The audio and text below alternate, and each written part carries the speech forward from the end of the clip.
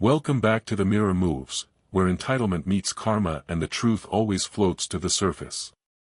Today's story. It's steamy, scandalous, and freezing cold, all at once. Because when Karen snuck into my pool without permission for the third time, I set a trap she never saw coming. Let me tell you how a splash turned into an unforgettable fall from grace.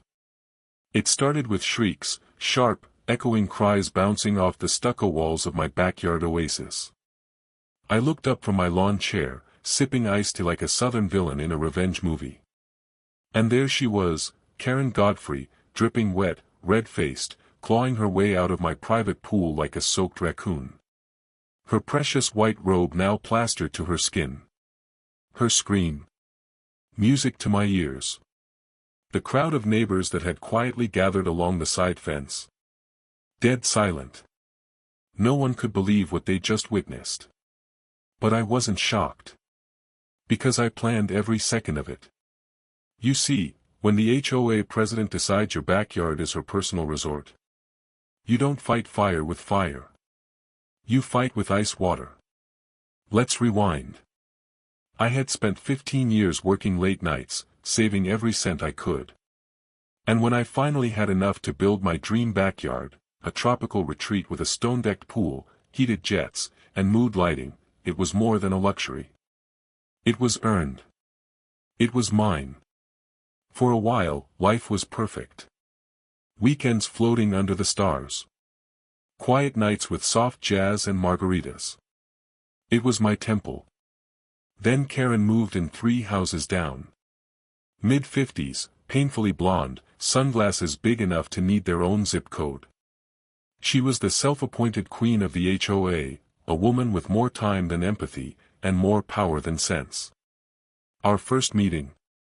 She handed me a pamphlet about conforming pool furniture. I laughed. She didn't.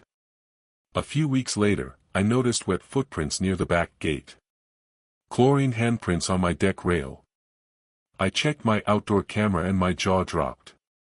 It was Karen, slipping in through the back gate in a bathrobe like some sunburned ninja, helping herself to my pool like it came with her HOA badge. I confronted her, politely, at first. Karen, that's trespassing. You can't just. She cut me off with a smirk. Oh, please. You left the gate unlatched. That's basically an invitation. And besides, it's community oversight. I'm inspecting for water conservation compliance. You know, the drought. My pool is saltwater. The second time, I found her lounging with 2 of her equally pastel-clad friends. They brought cocktails. One of them had the audacity to complain about the temperature of the jets. This time, I was firm. Karen, next time you come into my yard, I'm calling the cops. She rolled her eyes. You wouldn't dare. You live here because I allow it. My fists clenched. Not from anger, but from restraint. Because she was wrong. I would dare. So I set a plan. I bought a remote-controlled pool cover and programmed it to close on command. I installed a secondary gate camera and changed the lock to a digital keypad, but left the old latch visibly intact. And finally, I rigged the pool temperature system to a phone app with 3 presets: normal, spa, and Arctic Reaper. I waited. It didn't take long. One quiet Wednesday, just past noon, I got the notification, backyard motion detected. Camera feed, Karen, in a pink flamingo one-piece, slipping through the gate like she was auditioning for a geriatric Ocean's 11. She eased into the pool like it was her birthright. I gave it a minute. Then I hit Arctic Reaper. What happened next was art. She shot out of the water like she'd been launched. Gasping. Screaming. Oh my God, it's freezing. What is this? What did you do? Neighbors rushed over from all sides, alerted by the scream or, perhaps, just years of silent resentment finally getting their show. I walked out casually, holding a mug that read my pool, my rules. Oh, Karen, I said sweetly, I had no idea you were here. The system must have gone into maintenance mode. You did this on purpose, she shrieked. I gestured to the private property signs clearly posted on the fence. Karen, you broke in. Again. What if I had a dangerous dog? You don't. But what if? Silence. Someone from the crowd, I think it was Dave from Lot 7, muttered, looks like Justice took a swim today. I couldn't have said it better myself. The fallout was glorious. I filed a formal police report. She tried to spin it, said I endangered her, said she had a medical condition. But the footage? Crystal clear.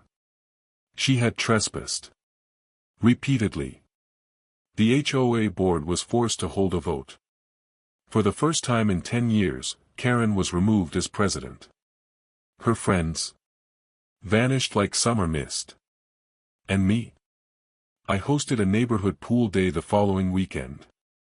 Free popsicles. Signed waivers.